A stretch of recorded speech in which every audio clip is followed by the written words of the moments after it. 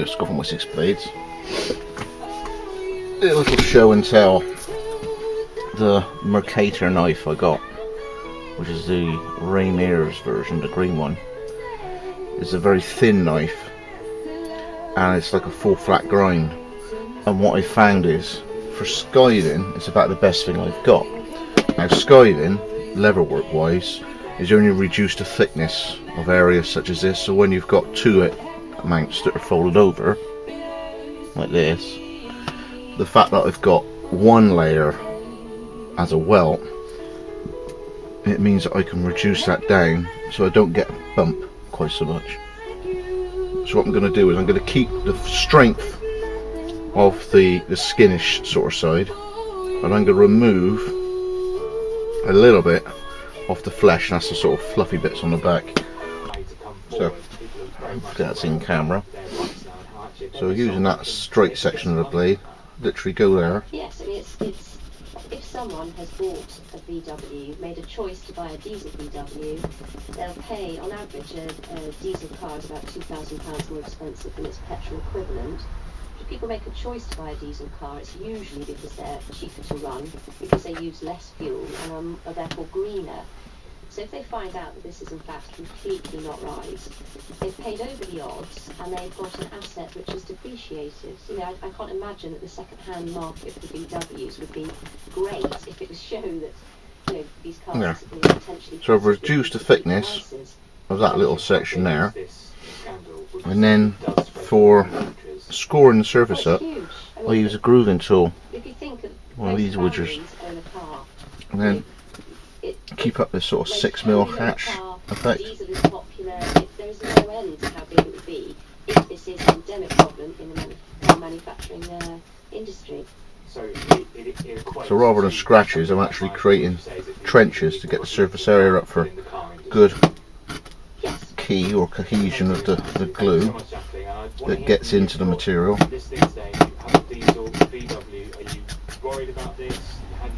And then on the far side, sort of scored it like that.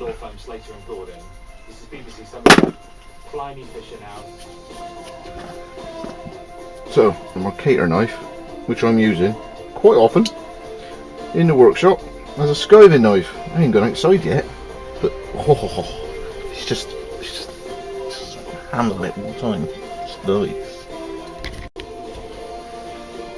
So that is now contact adhesive in there with a, I suppose it's a 2 kilogram weight on it, 5 kilogram Avery weight on there. And I should do this one as well.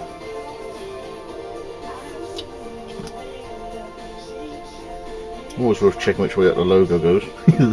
Yeah, upside down, how it's doing it. Wessex.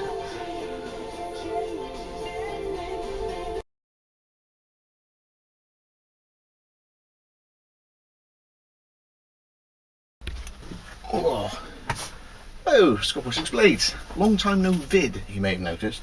Had a bit of a, like I say, non-productive 3 weeks.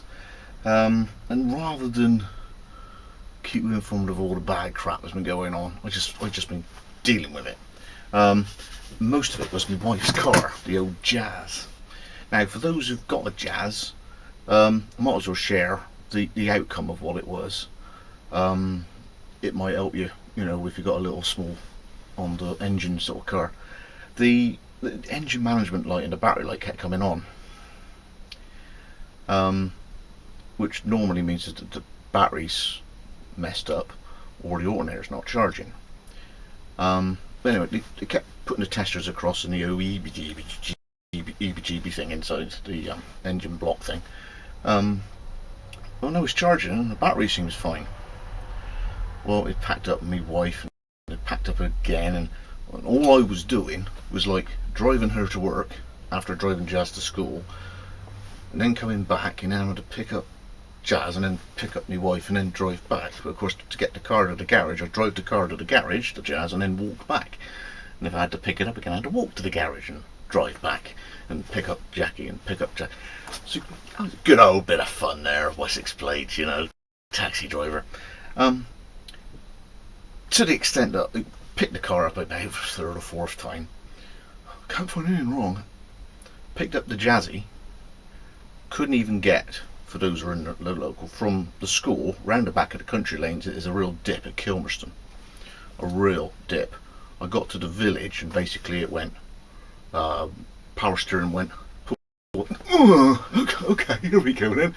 Power steering went, the ABS went, and then the actual servo on the brake went as well. Something was killing the system, and then it just died. And I mean, something was sucking the life out of it. The garage came and put the jumper turbo block thing on the battery, got it going. I screamed up the hill, dropped it off.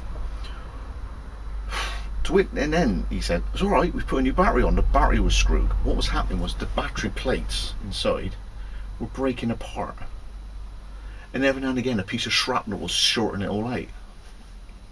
So literally the battery plates were disintegrating. Well, that's good. So that sort of sorted it out. Anyway, the next day, my wife said, "The battery light come on." And what I wanted to do was say, if you can't find anything wrong this last time, I think it should be right. Give it a service. By the way, I've heard on the grapevine, because of all the googling that I was doing in order to find out what all these lights coming on could be, and it's the usual sort of see Honda service manual, check your local Honda dealer. Oh yeah, bloody great that is, you know.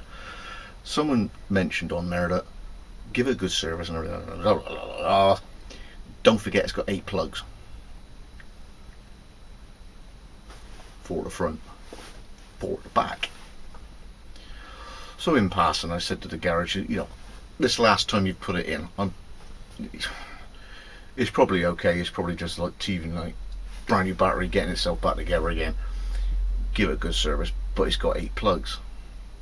I don't think it has, he says. Anyway, you give me a ring. Oh, bloody hell, he says. Yeah, it's got 8 plugs. When he took them out, just imagine the big Tommy bar he had to do to get them out. 102,000 miles on the car, and they're probably the original plugs. So if you've got I've got to say sort of an 02, 03-ish plate Honda, little Jazz, you might have one that's got 8 plugs, and they may not have been changed since it left Swindon factory or wherever it is they make them. Just to let you know. 8 plug. It's like an Alpha, like a twin spark. So that's the sort of saga of the car. Loving, great fun that was. Along with trying to get this delivered to my house. It's nothing too special in it. So we'll open it up. So you do the order and you pay for trying to get it to England. Now, sometimes when you pay for the nose for a 2-day delivery and it gets to your house in 2 days. That's what I should have done. And then a week later the customs guys give you the stinger and the tail at the end of it. I paid for it, but of course you've got import tax to come in. It's scary. You know, you pay for what it is. One day someone in England is going to think, there's a lot of knife makers in England, I'm going to be a part supplier, in such a large extent that are actually going to be running a business. So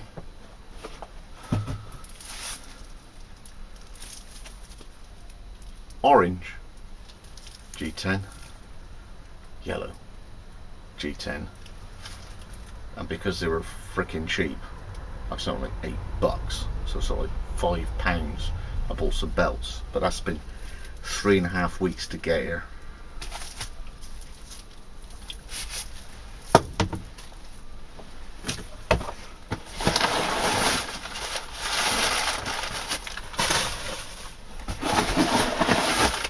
That's it. So that was how many bucks to plumb and get here? Let's have a look. Feel my pain. So here's the chit. That's chit, C-H-I-T, guys. $137.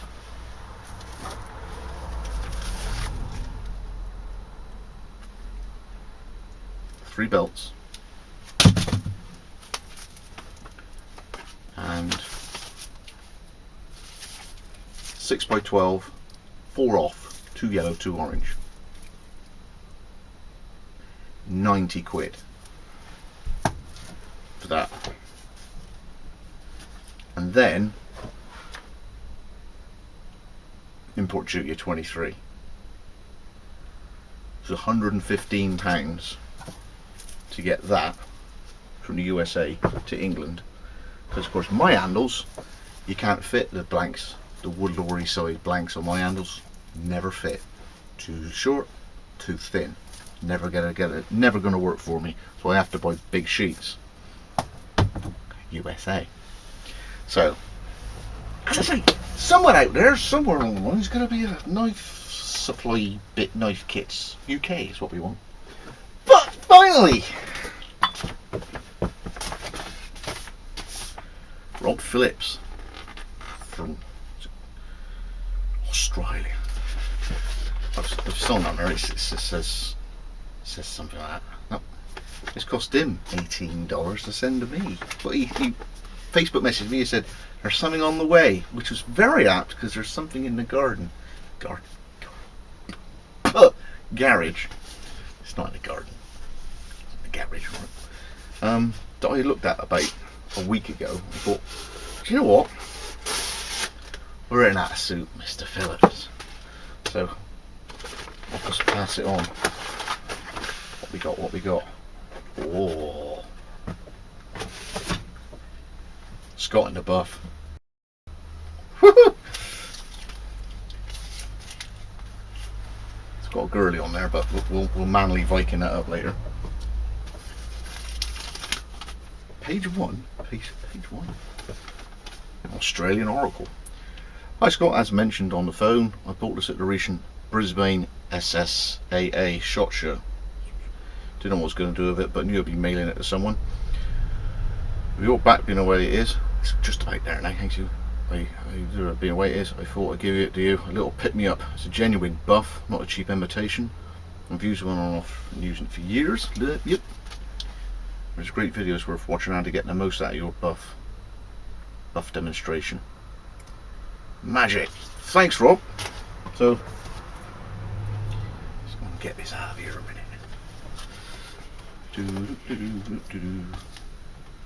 And a easy to see piece of black something.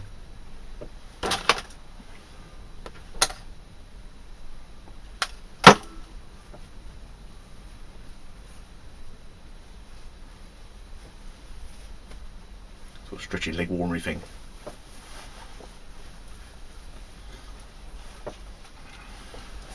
As I say, at the moment, cold. So, Rob Phillips, Australia, thank you very much for that. Knife kits on Knife Maker USA. Thanks for that. Feel like slow boat to China. Someone needs to do a business. Just in it. Scott Wessex Blades 8.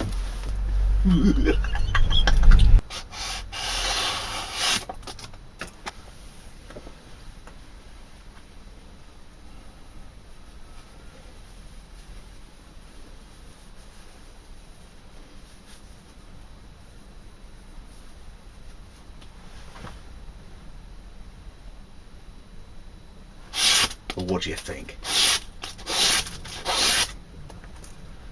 He's making a mess again. Bonjour.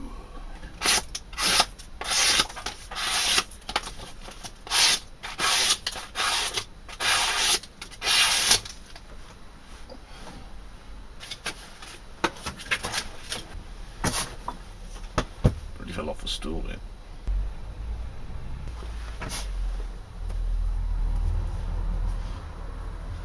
It's like an infection, ear, nose and throat.